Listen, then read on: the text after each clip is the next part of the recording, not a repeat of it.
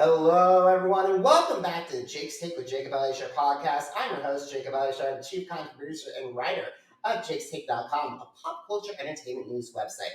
Now, before we get started, if you're watching this interview on YouTube, please give us a subscribe and also a thumbs up. If you're listening to our audio portion, please give us a 5-star review and also please subscribe to the podcast.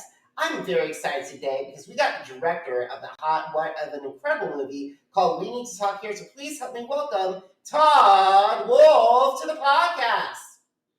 Well, thank you, Jacob. I'm glad to be here. That was a wonderfully exciting intro. Thank you very much. You are so welcome, Todd. Thank you so much for taking time to schedule to talk with me today. I really appreciate it. Glad to be here. All right, so let's get started. So when did you first get interested in film? And how did that passion evolve into desire to pursue a career in the entertainment industry? That's a good one. Well, I started in the hip hop business, producing records and working with different record labels. I worked at Rough House Records with like the Fugees and Lauryn Hill, and but then I basically kind of transitioned into music video at that point. And I was like, oh, I like this better. I mean, I kind of did music video in college, and I was like, oh yeah, that's okay. But then I really caught the bug kind of in the music video realm, and then got sucked into some other projects, and it's been downhill ever since, or uphill depending on how you see it. But it was music videos that kind of got me hooked, and I think being introduced to Final Cut way back when, because I don't want to age myself too much, but I learned to edit on tape to tape at college, and I was like, yeah, this is terrible. I never want to do this again.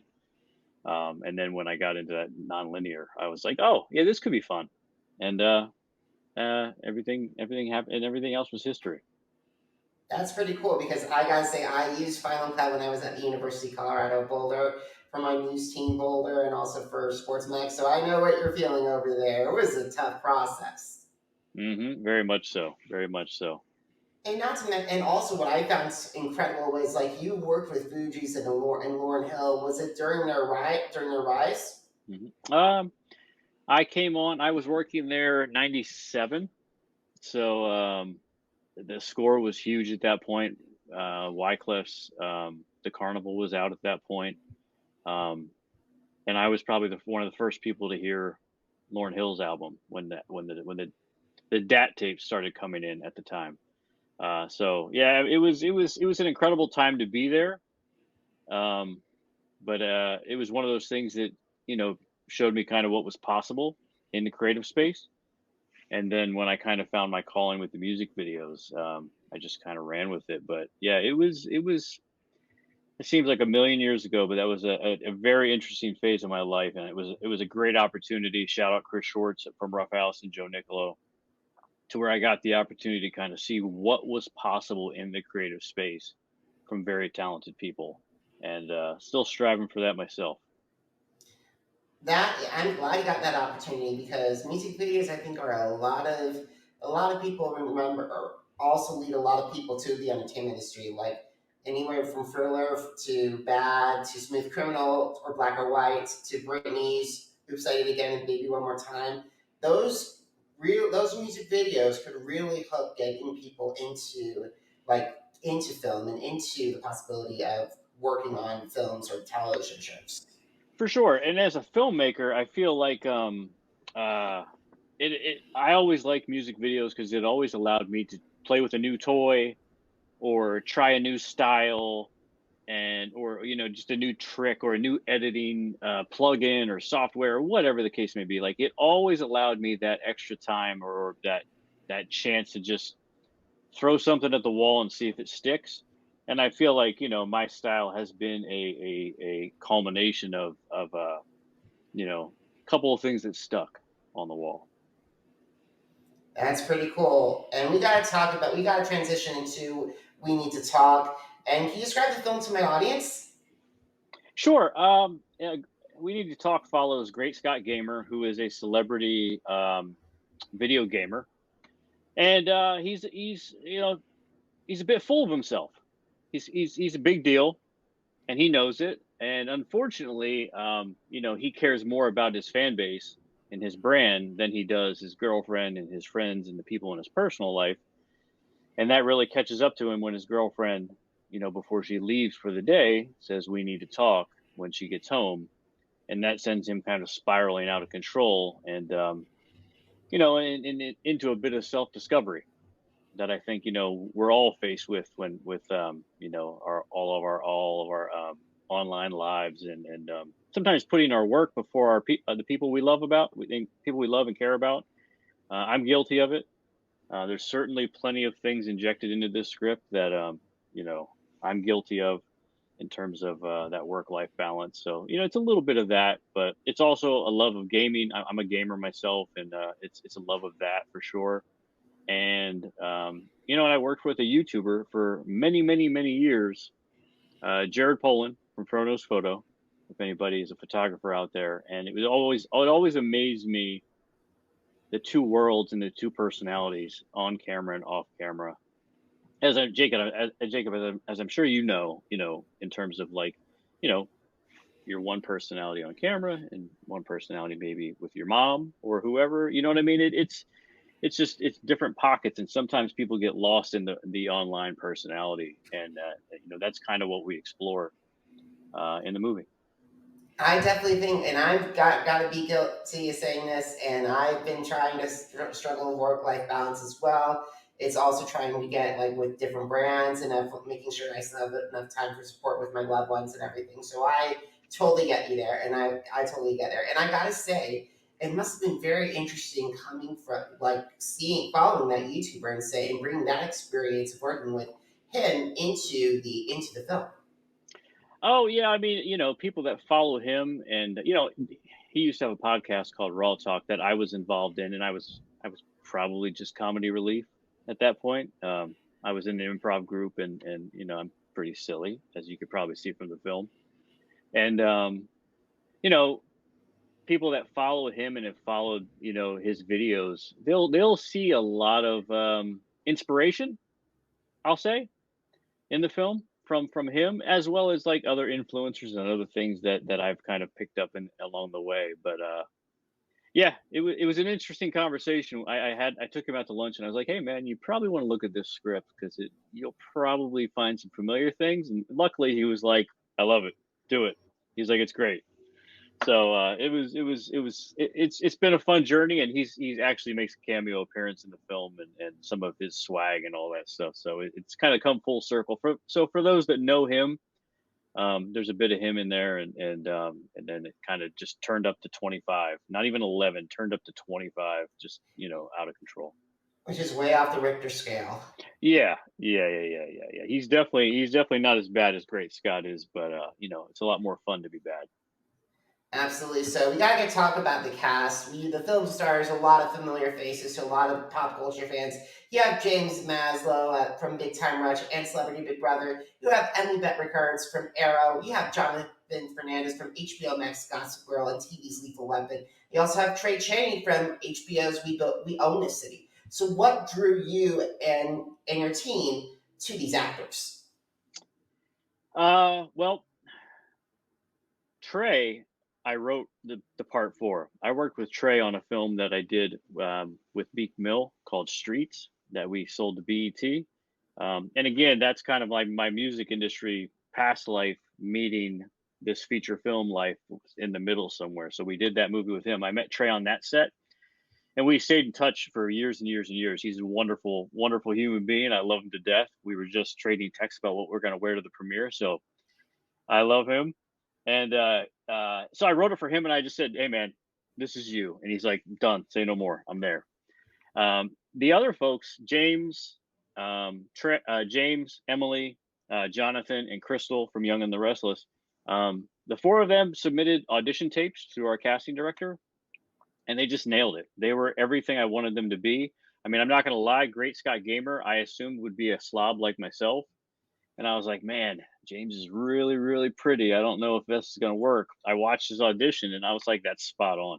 I was like, that is spot on. And then I kind of realized, I think fans if you're a fan of Big Time Rush, I think you will appreciate kind of the humor and the character who he is. He's different, but the humor is not terribly far off. But at the same time, I challenged him in some more of the dramatic areas to kind of like stretch and kind of be a little bit more. The character kind of called for it, and he stepped up and really did it well. And then Emily is just the best, and we just tried to stay out of her way and keep up when I called action. So she was wonderful as well. Everybody was great. It was one big it was like a family atmosphere.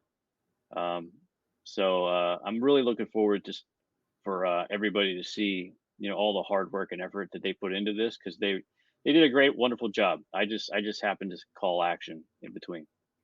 I love to hear a story. I love to hear about that. This was a family atmosphere, and also hearing about how all these people brought in their characters. Like, for example, it's very hard for me not to imagine Emily Bett as Felicity Smoke. It's very hard for me not to imagine James Maslow from his time in the in either Big Time Rush or in a Big Celebrity Big Brother house. So it's very interesting to hear that how all these characters brought them, all these actors brought different parts of themselves into the film.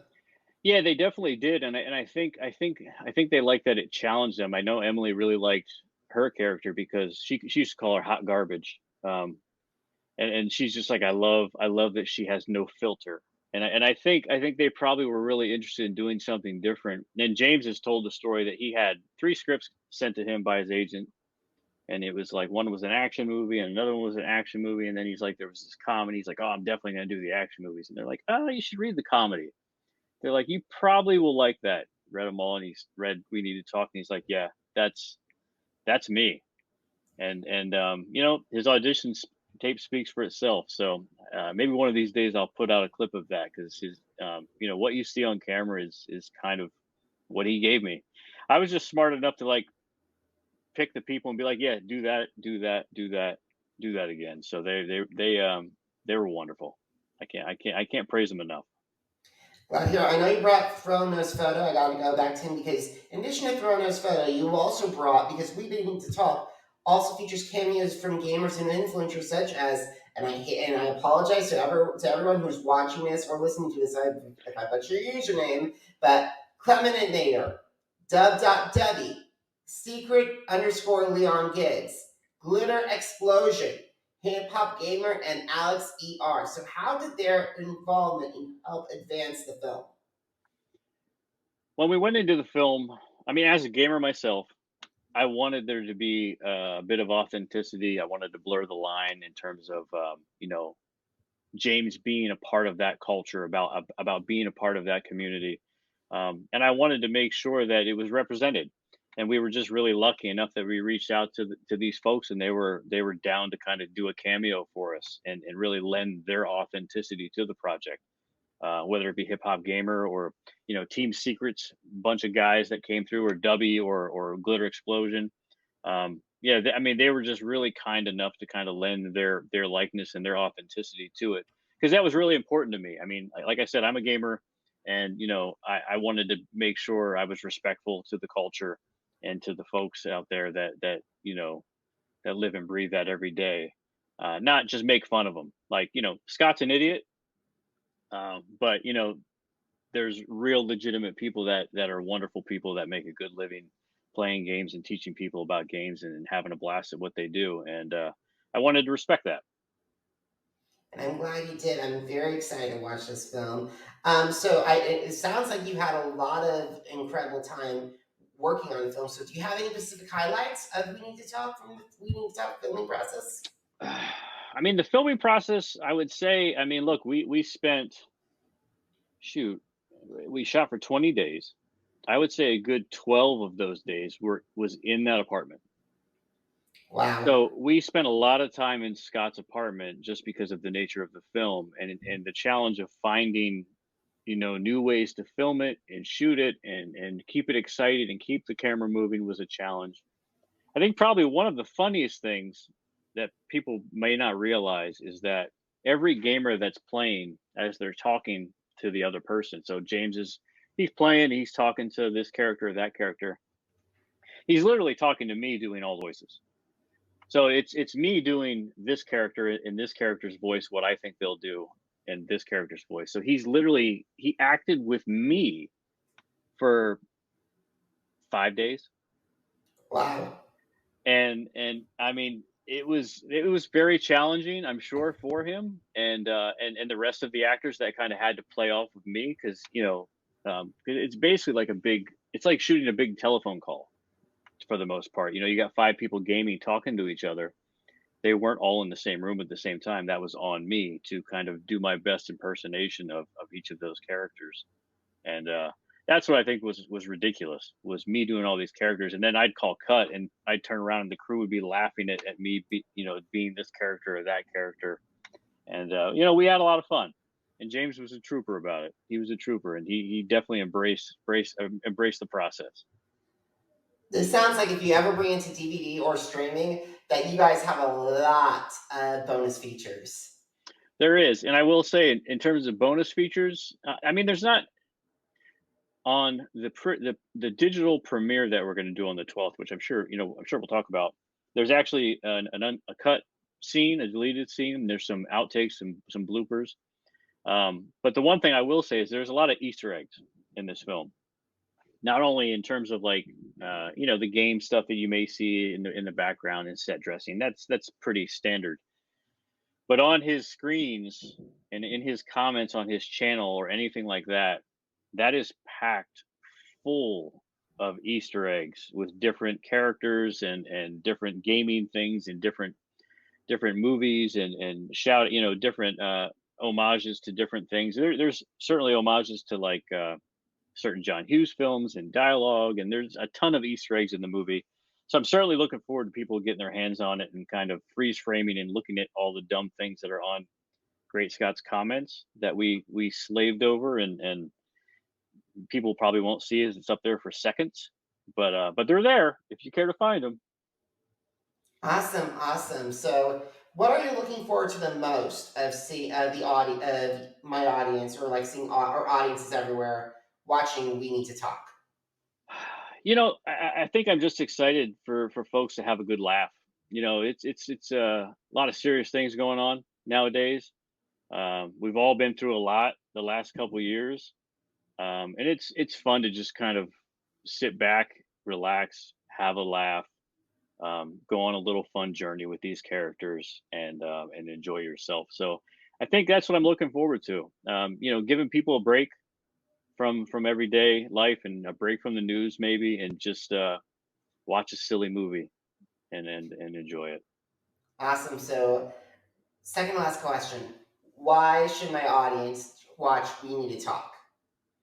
Why should they watch it? Well, you know what? Again, beyond the escapism, let's put a pin in that. I think if you're a fan of just comedy in general, or maybe rom-coms or coming of age films, this is definitely.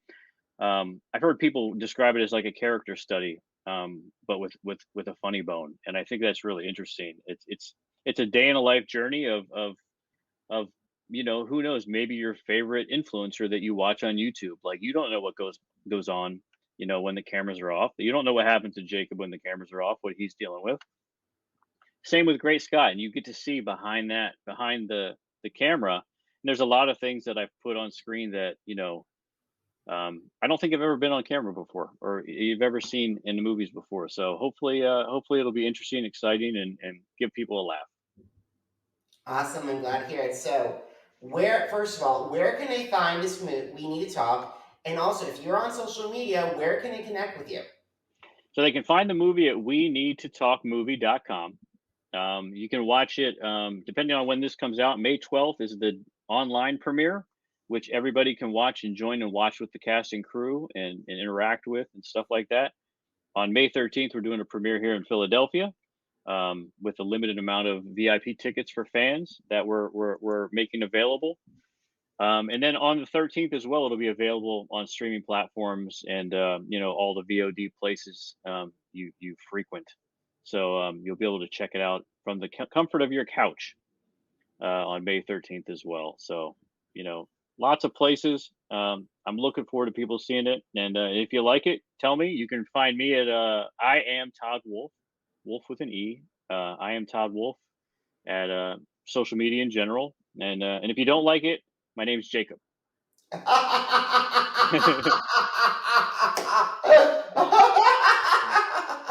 All right, Todd. Thank you so much. So, You're guys, if you welcome. missed an episode of the Jake's Take with Jacob Elyachar podcast, visit our Apple Podcast, Deezer, Google Podcast, Podcast Addict, Spotify, and Spreaker pages. On all there. It's Jake's Take with Jacob Elyachar, JACOBELYACHAR. Once again, JACOBELYACHAR. Now, are you on social media? Because I'm on social media too. Facebook, Instagram, Twitter, YouTube. Jacob Elyachar, JACOBELYACHAR. Todd, just to let you know, this is my 11th year of jakes-take.com, my platform. So Congratulations. thank you so much. I really appreciate it. So, guys, if you want to check out articles, interviews, reviews, head to jakes-take.com. I really appreciate it. And, guys, if you're financially able to, please consider heading to PayPal to help keep jakes-take.com up and running. If you guys are financially able to, that'd be great. Otherwise, a good alternative is to subscribe to this podcast and follow me on social media. Todd, thank you so much. I really enjoyed our conversation. And also, thank you so much for the laughs. I appreciate it. Thanks for having me, Jacob. All right, Todd. Thank you so much, guys, for watching. And thank you so much for listening. Until next time, have a great one, everybody. Goodbye.